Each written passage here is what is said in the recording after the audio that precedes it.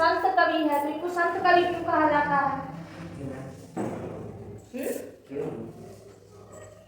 हिंदी साहित्य का जो भक्ति साहित्य है इसके दो भाग हैं। एक है सगुण भक्ति धारा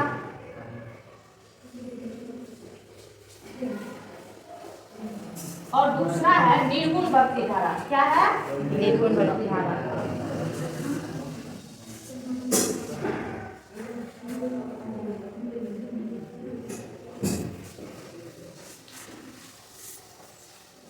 सगुण भक्ति धारा दो भागों में बटा हुआ है, दो शाखा है। एक है राम भक्ति शाखा।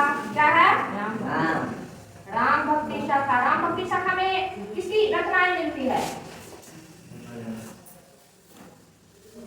भगवान राम के विभिन्न कार्य के बारे में, भगवान राम के महात्म्य के बारे में, यानी राम से संबंधित जो भी रचना है वह क्या है? राम भक्ति धारा है।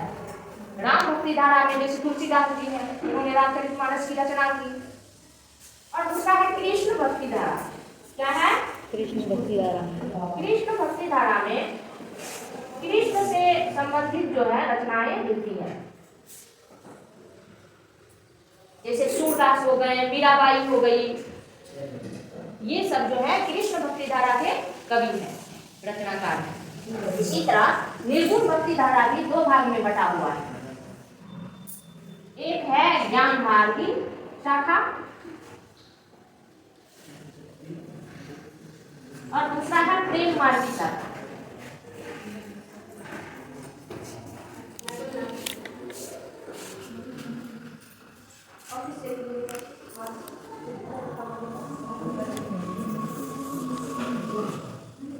तो ये जो ज्ञान मार्गी शाखा है इसको जो है संत काव्य भी कहते हैं। संत का क्या कहते हैं? और ये जो प्रेम मार्गी शाखा है इसको कहते हैं सूफी का। क्या कहते हैं? तो ये जो रैदास जी हैं ये इसी निर्गुण भक्ति धारा के, भक्ति साहित्य के निर्गुण भक्ति धारा के ज्ञान मार्गी शाखा के कवि हैं। अब ये सगुण भक्ति धारा और निर्गुण भक्ति धारा क्या होता है? कौन बताएगा क्या होता है? मालूम है किसी को? हाँ बोलो। नहीं मालूम। देखो स मतलब सही, स मतलब सही, स गुण, स मतलब सही, तो गुण सही। सगुण भक्ति धारा में क्या होता है कि उसके गुण का मतलब उसके आकार यह मान के चलता है कि ईश्वर का जो है अवतरण होता है, ईश्वर जन्म लेते हैं सगुण भक्ति धारा में, उसके रूप सौंदर्य, उनके लीलाओं का वर्णन होता है। लेकिन निर्गुण भक्ति धारा में क्या होता है? नहीं मतलब नहीं, इसके रूप के वर्णन में कभी नहीं पढ़ते हैं। यहाँ कभी मान कर चलते हैं कि परब्रह्म जो है निराकार है, उनका कोई रूप नहीं होता, उनका जन्म नहीं होता है, ये सर्वव्यापी है। तो इसमें दो शाखा है, तो राम हो गया सगुण में। कुछ कभी राम के बालपन का, राम के साहस के वर्णन का कथा जो है अपने काव्य में करते हैं। कुछ कृष्ण के बचपन के नटखट के कथा को अपनी कविता में पिरोते हैं, उसके बड़े बड़े साहसपूर्वक कार्य को जो है कथा में वर्णन करते हैं, उनके प्रेम को वर्णन करते हैं। और ये जो निर्गुण भक्ति धारा है इसमें ज्ञान के द्वारा ईश्वर को प्राप्त करने का, ब्रह्म को प्राप्त करने का मार्ग बताया गया है। और ये जो प्रेम मार्गी है यह भी निराकार निर्गुण ब्रह्म में विश्वास करता है, लेकिन ईश्वर को पाने का साधन प्रेम के द्वारा यह मानता है। प्रेम की व्याख्या के द्वारा, लौकिक प्रेम के द्वारा ब्रह्म के प्रेम को या ब्रह्म को प्राप्त करने का ये साधन बताते हैं।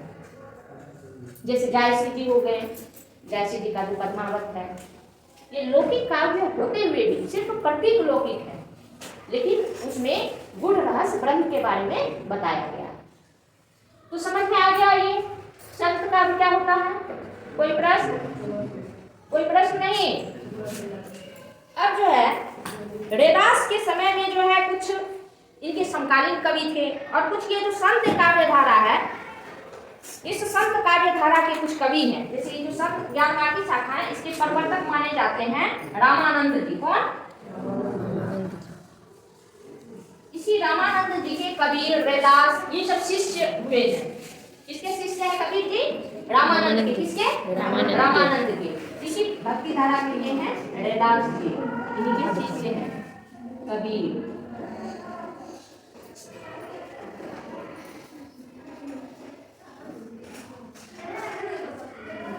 गुरु नानक देव,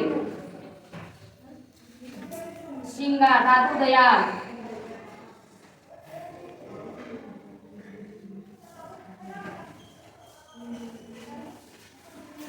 मलुदास,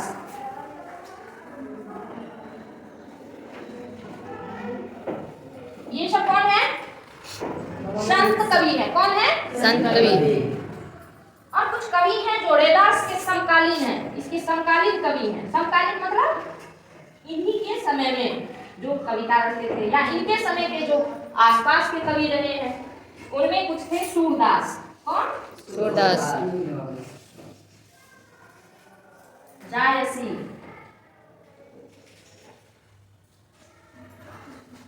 ये विद्यापति इनसे पहले के कवि हैं, लेकिन इनके समय विद्वान थे। मीराबाई जो है, मीराबाई को रैदास की शिष्या बताई जाती है।